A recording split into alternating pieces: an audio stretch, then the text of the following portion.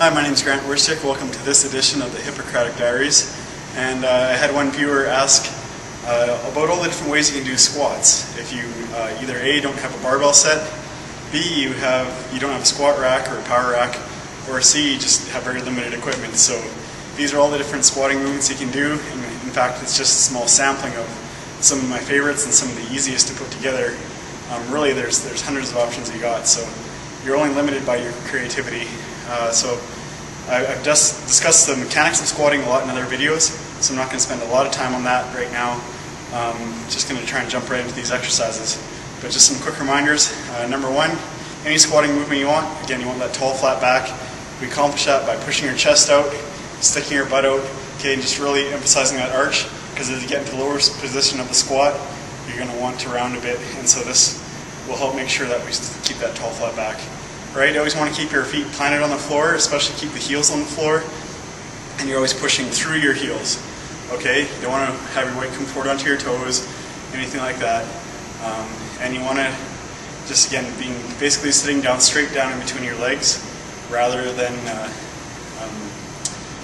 having your weight travel forward or anything like that.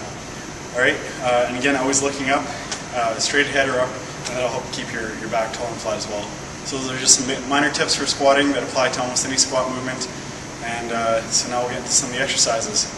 All right, first one, basically, just in addition to just normal bodyweight squatting like this, okay, one thing that you can do is just put on a weight vest, okay? Very, very fast, very simple, and it'll get you that extra weight. Now, of course, you know, weight vests, they don't go too heavy, so they might become very easy after a while. So you can then start adding, making a jump squat like this, okay? And so that action, again, is going to make it a little bit tougher, a little bit more plyometric, and add more stress to your legs. So let's say we max out those options now. Those don't really give us much of a workout. So our next option is going to be what we call a one-legged squat or a pistol. All right, this one takes a lot of balance, and usually you have to have pretty good flexibility in your calves and your hips to do this. But once you get it, great exercise, and it's very hard to max these out for reps or for weight. Okay, so pistol, what it looks like, basically you're using your arms to counterbalance you, holding them straight in front, and you're going to stick one leg out, and then as that leg's out, you're going to drop down as deep as you can go, and then again drive that heel into the floor and stand yourself back up. So this is a basic pistol squat. Okay, slowly lower, down to the bottom, then push yourself back up. All right? And so just a few reps can really tire you out. And if that's too easy like that, then you're going to either hold a weight in front of you or hold a weight to your chest. All right? Holding the weight in front of you helps counterbalance. But if you want to get a little more resistance, you can be holding it close to you, and you'll get the feeling. Okay? Not everybody can do that right off the bat. Ways you can build up to it would be to hold on to either side of a door frame, and again, just lower yourself down, using the door frame for guidance, and then use it to pull yourself back up. Things you can also do, go on the edge of a plyometric box or a workout bench, and slowly lower yourself down with one foot, and then raise yourself back up. There's one piece of equipment that I love a lot called the TRX. Okay. And this is, again, really good for building into pistols because you have that accommodating resistance there. So you're just going to line yourself up, and you want your arms straight, but you don't want tension in your arms, okay? If your arms are tense when you're doing this, this means you're relying on the straps too much. So again, just find your balance point, lower yourself down to the bottom, and then drive yourself up with that other leg. Again, the big key, only use the straps when you absolutely need it to help you get up. After a few weeks of using the TRX, anybody should be able to accomplish a pistol squat. All right. Your next options are using kettlebells, and again, you're only limited by how much you can actually get up to your chest with the kettlebells. So first of all, just a simple kettlebell squat. Okay, you're going to swing the kettlebell up to the rack position, and now you're just going to sit down. You have one arm up for balance if you need to, and stand back up. Alright, just like that. You can also do the overhead squat. So I have the kettlebell racked over top of my head, and just like that. Okay, so if that's too easy, then maybe you need to use 2 kettlebells, right? Do a double swing up to the rack position and squat. So here we go. Just like that, and squatting down.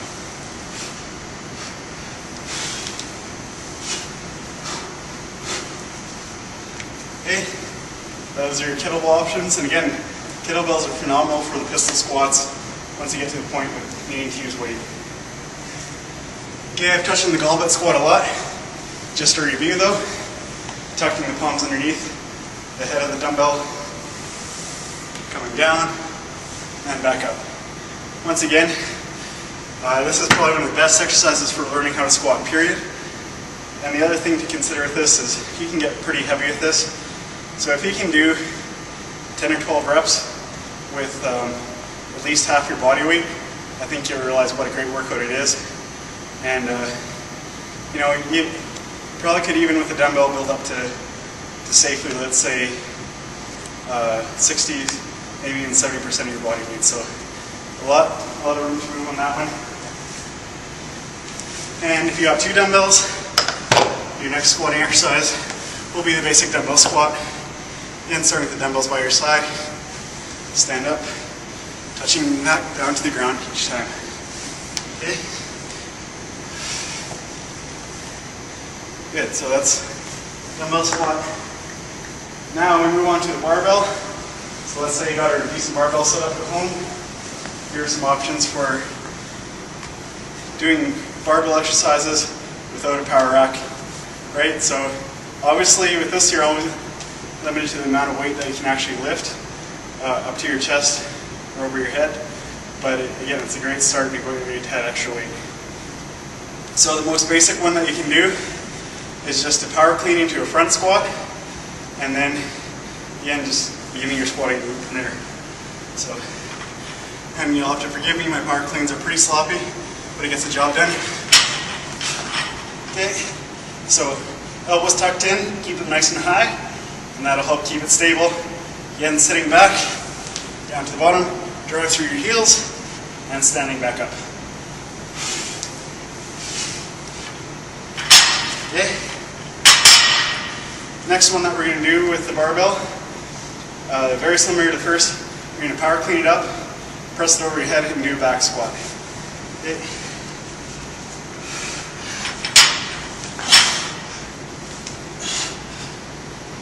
Okay, so now it's resting comfortably on your back, and again, sitting back and down, keep that tall, flat back. Drive through the heels.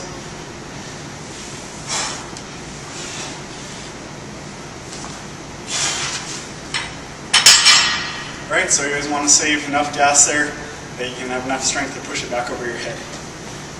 The other thing with this is really to do 20 reps of that with a lighter weight than what you normally squat with. You're still going to get great size gains in your legs, great strength gains in your legs. So just because you're not using as much as you would in a squat rack, don't think that it's not going to help you.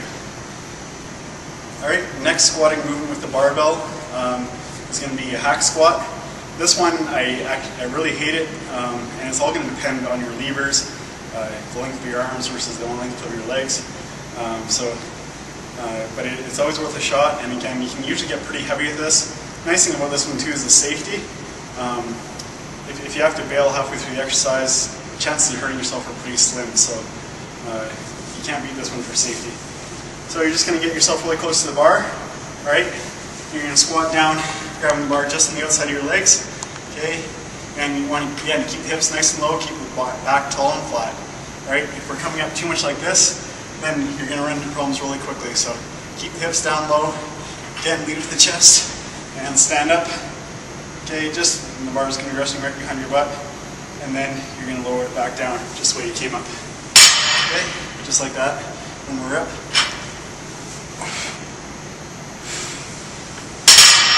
There we go, it's hack squat. Next one is called the Jefferson lift. This one, what you're going to do is stand, straddle the bar at a 45-degree angle. Okay, and your forward leg, what's going to happen is that arm is going to come on the inside of the forward leg, and then your other arm's reaching back. and that will be the perfect angle to do this lift. So getting yourself set up, straddling the bar, and you want to watch how fast you come with this one. You'll see why in a second. Okay, getting down nice and low, again, tall flat back, and stand up, and back down.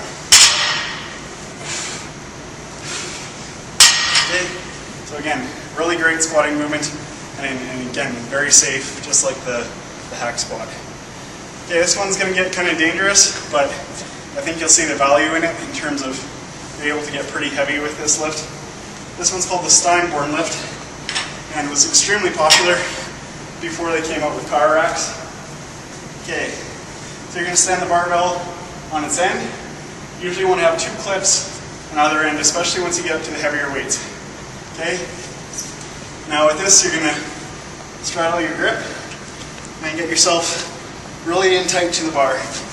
Okay, and work yourself really down low, and then when you feel like you're in the balance point of the bar, then you can start to rock up the weight and adjust it on your back.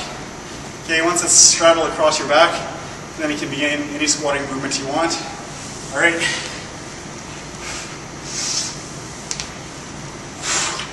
And again, once you've done the row lift, then you can work your way back down, touch the end down, dig it into the ground, slide yourself out, and walk it back down.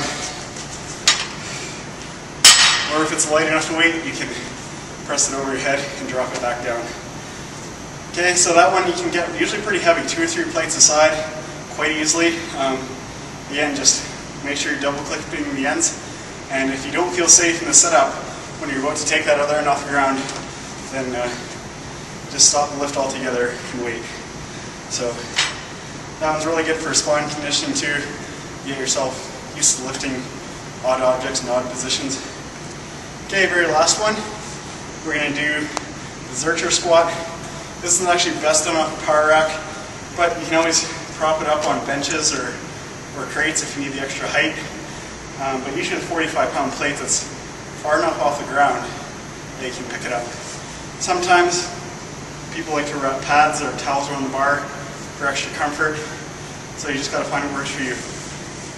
Zercher squat, you're just coming into the bar, cupping your hands through the bar on the other side, and the bar's going to be resting right into your elbow there. So, getting down nice and low, find that balance point on the bar, cup those hands. That initial get up's the hardest, but once you're there, you can squat pretty easily like this. Okay, and back down. There we go. So that's a pretty good summary of all the different squatting movements you can do with, again, very poor weight equipment, no power racks, no squat racks, and just a general very bad gym setup. So hope that gives you lots of options to work with. Keep experimenting, and again, I'm sure if you get creative enough, you're going to find some more things you can do on your own. So I hope you enjoyed this lesson, and we'll see you again next month.